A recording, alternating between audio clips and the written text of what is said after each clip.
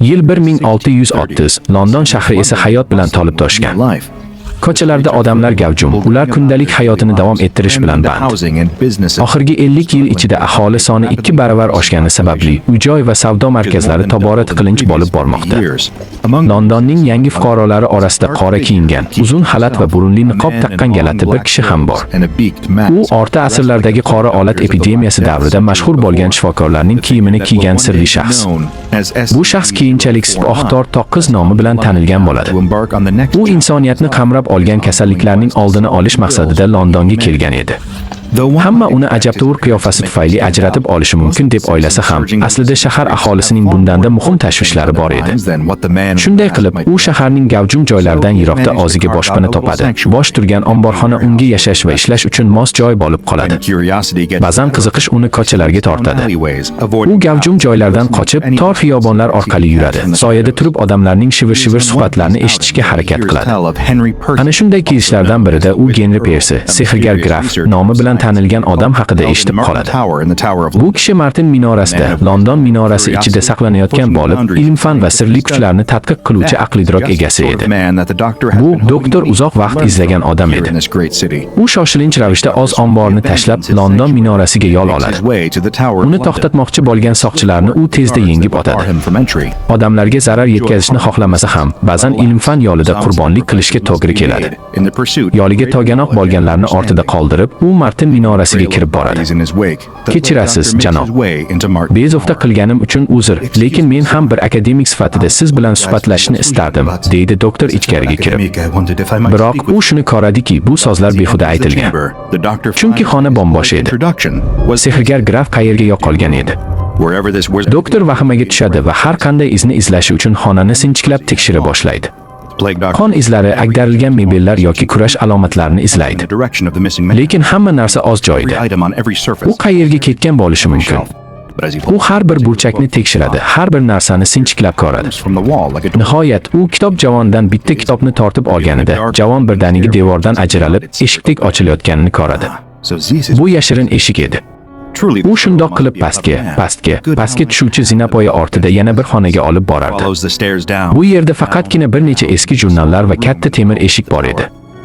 Doktor soatlar davomida eshikni ochish yo'lini izladi va nihoyat jurnallarda yashirin eshikni ochish bo'yicha ko'rsatmalar borligini anglab yetdi. U bu jarayonni alkimiyo kitoblaridan bilardi. Yaxshiyamki, kerakli materiallarning barchasi uning doktor sumkasida bor edi. Shunday qilib, u sehrli jarayonni bajardi. Nihoyat temir eshik yiqilab ochildi va ichkariga kirish imkoni paydo bo'ldi. Doktor chuqur nafas olib ichkariga qadam qo'ydi. Temir eshik ortidan yopilganida u galati bir manzarani ko'radi. Sariq osmon, cheksiz qora yulduzlar, qirg'oqqa urilayotgan to'lqinlar. Havo esa qurigan gullar, mogor va qadimiy kitoblarning changli sahifalari hidiga to'la edi.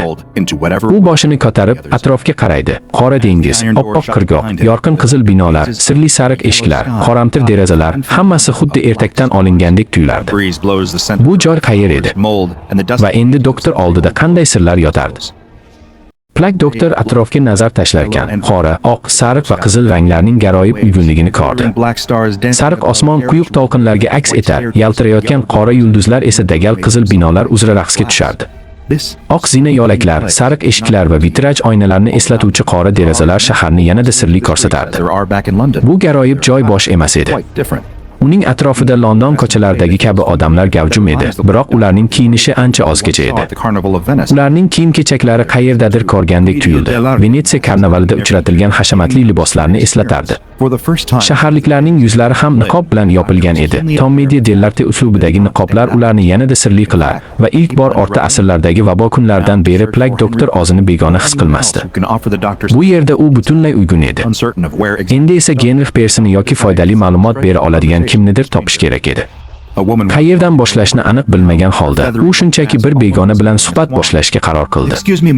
Yonidan qizil libos kiygan ayol o'tib ketdi. Uning oppoq tuklardan yasalgan niqobi oqqushni eslatardi. "Kechirasiz, xonim", dedi doktor unga yaqinlashib. "Gaplashishga vaqtim yo'q, allaqachon kechikmoqdaman", deya ayol uning yonidan shoshilib o'tib ketdi. Doktor uni kuzatar ekan, unga tegish oqibatida odatda sodir bo'ladigan o'lim xavfini kutdi. Biroq ayol xotirjam yo'lida davom etdi. Doktor hayratdan bir muddat sukut saqladi. Demak, bu ozgi dunyo aholisi unga tegishdan zarar ko'rmas ekan. Bundan ham galatiroq narsa shunda ediki, yaqindan qaraganda ayolning niqobi oddiy bezak emas, balki o'zining yuzining bir qismi ekanligi ko'rinardi. Xuddi doktorning o'z niqobi kabi. Qiziq, deya past ovozda gapirdi u. Genrix Persi keyinroq ham topiladi. Hozircha bu sirni fosh qilishim kerak. Shunday qilib, Plak doktor garoyib shahar bo'ylab yurishda davom etdi.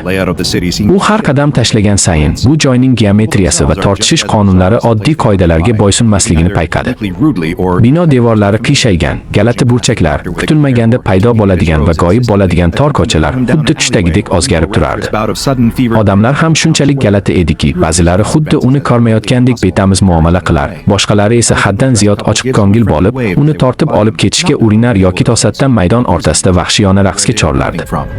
Doktor bunday takliflarni iloji boricha odob bilan rad etar va yo'lida davom etardi. Bir juft nafis kiyingan odam unga mehribonlik bilan qo'l silkitdi. Bu odatiy hol edi, biroq noodatiy tomoni shundaki, ular teskari osilgan zinalardan yurib ketayotgan edi. Shubhasiz, ularni pastga tortadigan qandaydir boshqa tortishish kuchi mavjud edi. Ajablanarli, dedi doktor hayrat bilan. Keyin birdan yodiga tushdi. U bularning barchasini yozib borish kerak. U shoshib sumkasini ochdi va charm muqovali daftarni izlay boshladi, biroq uni topolmadi. U ko'chada to'xtab, sumkasining ichidagilarni tosh yo'lakka sochib yubordi. Shisha idishlar, malhamlar, shprislar va jarrohlik asboblari yerga sochildi, biroq daftar yo'q edi. U ehtimol daftar yo'lda tushirib yuborilgan yoki undan ham yomoni kimdir o'girlab ketgan bo'lishi mumkin edi. Yo'q, doktor yomon xulosaga shoshilmasligi kerak. Eng oddiy ehtimollik shundaki, u shunchaki daftarni qayerdadir tushirib yuborgan. Shunday qilib, u ortiga qaytishga qaror qildi. Ammo bu o'zgaruvchan shahar ko'chalarida yo'lni topish oson emas edi. Odamlar orasida yurarkan, u ko'plab begonalarga murojaat qildi, biroq ularning har biri unga bepisandlik bilan qarab, shoshilib yo'lida davom etdi. Ko'ngli choka boshlagan edi. Balki daftar abadiy yo'qolgandir. Lekin umid hali sonmagandi. Ularning ko'zlari qizil, kulib turgan niqob ortida porlaydi. Bu niqob Tom Media dell'arte tomoshalardagi Il Capitano qiyofasini eslatadi. Doktor dimli eslay oladigan darajada. U biroz tortinib, uzun qora plash kiygan va qizil niqob taqqan ulkan qiyofaga yaqinlashadi va bu joyga begona ekanligini tushuntiradi. Qizil niqobli odam iliq, lekin qat'iyat bilan gapiradi. Alagada qirolligiga xush kelibsiz, janob. Siz juda omadsiz, chunki men Alagadaning qizil lordiman, quvonchli niqob egasi, qirolning bosh maslahatchisiman. Orta asrlardan kelgan odam sifatida doktor lord huzurida ekanligini anglagach, hurmat bajo keltirib tiz cho'kadi. Qadimiy toshlarga tizzalarini qo'yib, u qizil lorddan o'zining qadrli daftarini topishda yordam so'raydi, chunki u butun ilmiy tadqiqotlari va qimmatli sirlarni o'sha daftarda jamlagan.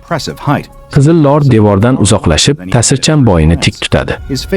U dastlabki qarashdagidan ham ulkan ko'rinardi.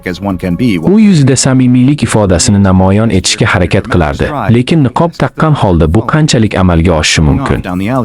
U dabdabali qo'l ishorasi bilan doktorni ergashishga chorlaydi va shiddat bilan tor xiyobon bo'ylab yurishni boshlaydi. Doktor nihoyat bu sirli joyda xushmuomala odamga duch kelganidan hayratda. U qizil lordning ortidan mahkam ergashadi. Ular beqaror landshaft bo'ylab harakatlanib, sariq tosh yo'l bo'ylab yurishadi va qora burama zinapoyaga yetib kelishadi. Bu zinapoya nihoyasiz aylana turib, kutilmaganda yon tomonga ogadi. Doktor bir muddat ikkilanadi, lekin kutilmaganda tortishish qonunlari zinapoya burchagi bilan birga o'zgarishini his qiladi. O'zini haliyam tekis yuzida yurgandek his qilardi. Garchi ostidagi manzara noqulay burchak ostida ko'rinib, ko'zlarini tinib, qornini behuzur qilayotgan bo'lsa ham. Shuning uchun u qizil lordning orqasiga tikilib, uning qadamlarini takrorlashga qaror qiladi. U qayerga olib borayotganini o'ylaydi, lekin yetib borgunlaricha savollarni ichida saqlashga qaror qiladi. Qizil lord nihoyat baland va ingichka minoraning tepasida to'xtaydi. U galati darajada yaltirab turgan qora eshik oldida turibdi. Bu eshik gamgin qiyofada egilgan edi.